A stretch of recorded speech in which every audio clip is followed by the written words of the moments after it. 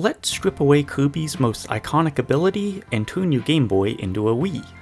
On this episode of Nintendo Kill Count, we track everything we murder as Kirby in the motion-controlled adventure of Kirby Tilt and Tumble. Originally released on the Game Boy Color, it takes advantage of both the original hardware and the Switch's ability to track controller movement through accelerometers and gyroscopes. Unlike a typical 2D Kirby, which in many ways plays out like a Mario game, Tilt and Tumble more closely resembles Monkey Ball. Joysticks, who needs those? Moving Kirby is done entirely by tilting your controller. Having never played the game on original hardware, I still found the NSO version to be exceptionally good. The controls are responsive and even allow you to recalibrate your controller if it starts acting wonky. At times it was still a little finicky, but that comes standard with any motion-controlled game. But of course, tilting your controller isn't enough. Shaking it makes Kirby jump, and in one of the most bizarre kill moves ever, it also turns enemies into collectibles. You know, just like what normally happens when you jump. This made tracking enemy kills a bigger pain than I anticipated, as I had to constantly keep an eye out for any enemies on screen anytime I jumped, which in a platformer like this was quite often. Kirby's trademark move to swallow and copy enemy abilities is gone, but in certain flying levels he can still blow gusts of wind. Structurally, the game is pretty standard with multiple themed worlds, but the mechanics and level design stand out. One level has two robots simultaneously building and destroying the floor. This forces you to calmly stay between them. I said calmly stay between them, which is easier said than done with sensitive motion controls.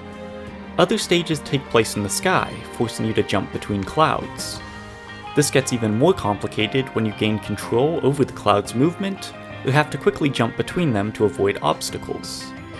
In another level, the always flat environment has been transformed into a half-pipe. Such a small change, but it was a great way to spice things up. My favorite level twist involved controlling the floor. One button on your controller would make the blue floor appear, while pressing a different button would cause the red floor to appear.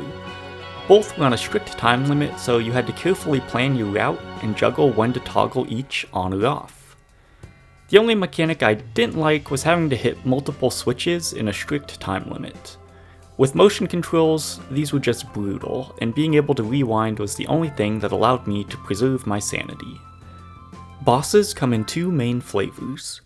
Observers, which look like giant eyeballs. I wonder where their weak point is. Launching yourself out of a conveniently placed cannon and landing on them 3 times will take them down. Krakows are flying, spiky eyeballs that you have to shoot with gusts of wind. Once again, like many things in this game, super basic but surprisingly fun. Honestly, there's not a whole lot else to say about the game other than it was really good. So how many enemies did we kill on our journey?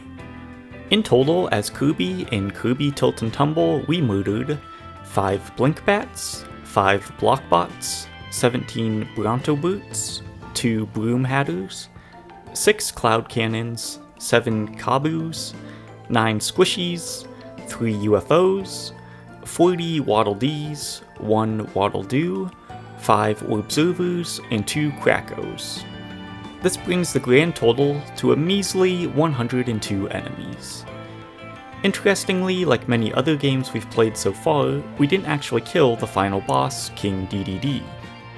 Since this is the first time I've ever played 2 games in the same series, I had to compare it to a playthrough of Kirby's Adventure. Yeah, that 885 kill count dwarfs Kirby's Tilt and Tumble tally. 102 is only good enough for 15th place, but I guess this shouldn't come as a surprise with Tilt and Tumble's focus upon unique movement above everything else, and the fact that there are fewer levels. On top of this, most enemies can be easily avoided, and if you ignore the collectibles, most levels can be completed in under 5 minutes. Speaking of collectibles, the game mocked me for not grabbing any of them. Thanks for that. Besides the stupid switches, my only other minor complaint with the game is the music, as it didn't really stand out. Not a huge negative in such a short game, but coming off the fantastic songs of Sonic Adventure 2 Battle, it was noticeable. Out of all the lesser known games I've played so far, this is the one I would recommend you check out the most. You obviously have to be down with motion controls, but with Rewind it can be beaten in under 2 hours and offers some really fantastic mechanics. Thanks for checking out this video, and feel free to subscribe if you want to watch more videos like this.